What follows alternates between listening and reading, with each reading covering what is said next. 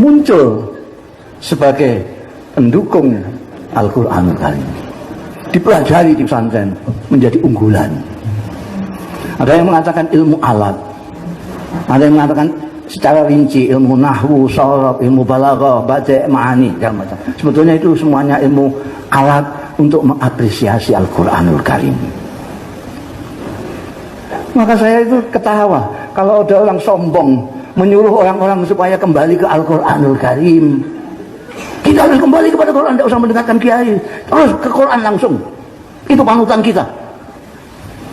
Ternyata yang dimaksud Al-Quranul Karim oleh dia ini dan sebangsanya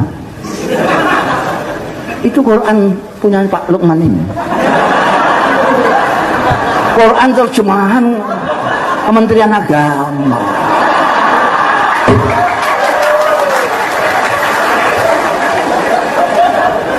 Tidak bisa.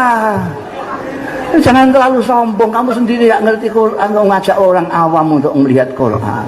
Mbok yang tawaduk seperti ulama-ulama kita itu, Imam Syafi'i, santri-santrinya bikin buku pinter. Beliau-beliau yang melihat Quran, yang melihat sunnah hadis, lalu bikin untuk orang-orang awam yang tidak sempat atau tidak bisa baca Quran dan hadis supaya bisa segera sholat, dibikinkan sulam safina, sulam taget dan seterusnya. Ini lebih saya hargai daripada yang petentang-petentang suruh kembali ke Quran tapi tidak mau ngaji. Kalau benar konsekuen mengatakan kembali ke Quran, ya ngaji. Tidak bisa tidak bisa. Tidak ngaji, hanya mengandalkan Qurannya Pak Lukman. Tidak bisa. Itu ada ilmunya, Al-Quran itu ada ilmunya banyak sekali. Banyak sekali. Ada ilmu bahasa Arab, lughah. Lughah ini ada gramatikanya, nahwu, sharaf. Ada balaghah. Balaghah ini ada badi, ada bayan. Banyak sekali. Ada ilmu tafsir, ada. Itu banyak sekali yang diperlukan untuk mengetahui bukan hanya isinya Al-Quran, tapi keindahan Al-Quran. Kalau melihat Quran Depa itu cuma mungkin ngerti satu persatu maknanya kalimat, pengertian secara utuh nonsen. Apalagi melihat keindahannya belas. Makanya kalau kita lihat agamawan sekarang kok sangar-sangar karena tidak ngerti Quran. Lihat wajah beliau, apa ada yang sangar itu? Kalau ini masih ada lumayan yang sangar.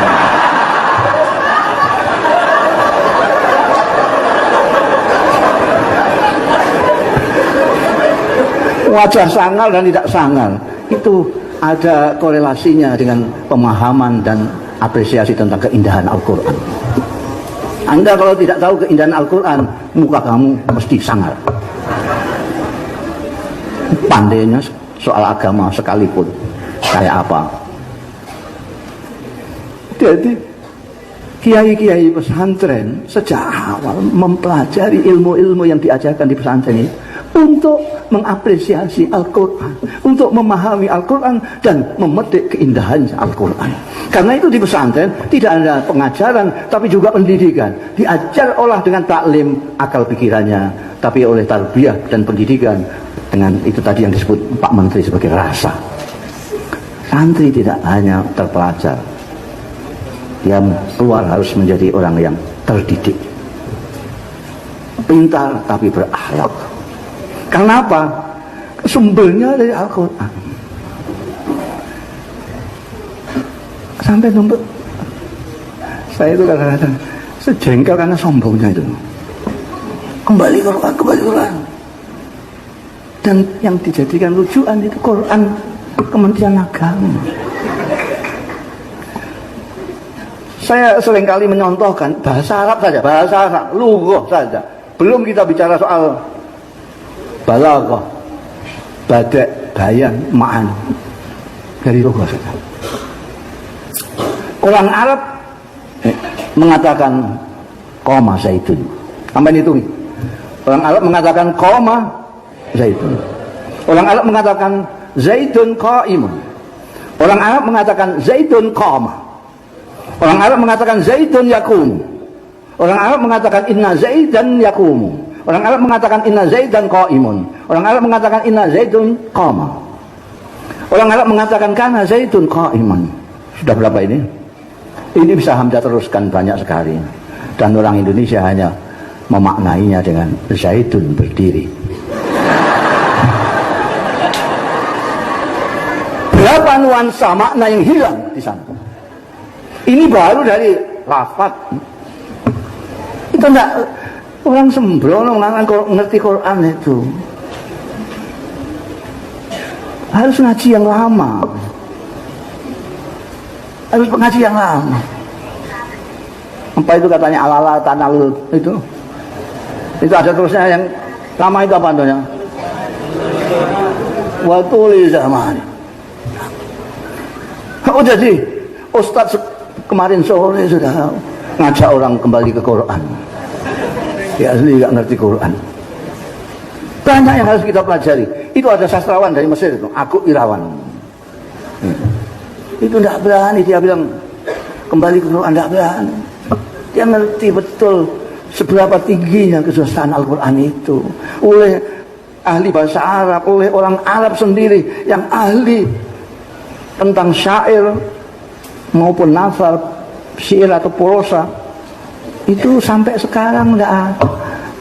Tantangan Al-Quran sampai sekarang ini terbuka terus. Zaman milenial, zaman medsos, zaman apa namanya elektronik dan segala macam, zaman ilmu pengetahuan modern, ini masih terbuka. In kuntum fi raibin mimma nazzalna ala abdina faktu di suratin mimmin. Masih terbuka sekarang. Tidak ada. Terutama karena bagaimana membedakan antara nuansanya ini. Kalau orang yang nggak tahu, orang awam baca Quran ini kok pengulangan terus menerus saja. Ini Nabi Musa lagi, ini Nabi Musa lagi, ini ya Nabi. Mesti bingung dia nggak ngerti sastra nggak apa. Mesti bingung. Ini maksudnya apa terus saja. Tapi kalau yang nanti sastra dia tahu kenapa di sini diulang di sini pada waktu makomnya begini, kenapa ini di sini begini. Dan ini yang kemudian oleh kiai-kiai pesantren diajarkan sejak alatnya. Tujuan pertamanya adalah untuk mengapresiasi, memahami isi Al-Quran dan mengapresiasi keindahan Al-Quranul Karim. Itu awalnya. Maka tadi Kiai Azaim mengatakan bahwa kiai-kiai di sini sastrawan semua. Betul. Sastrawan semua. Mereka menguasai balaghah. Ilmu sastra mereka kuasai. Mungkin yang mereka tidak begitu kuasai adalah bahasa Indonesia. Makanya tadi saya nggak paham itu bahasa Perancis.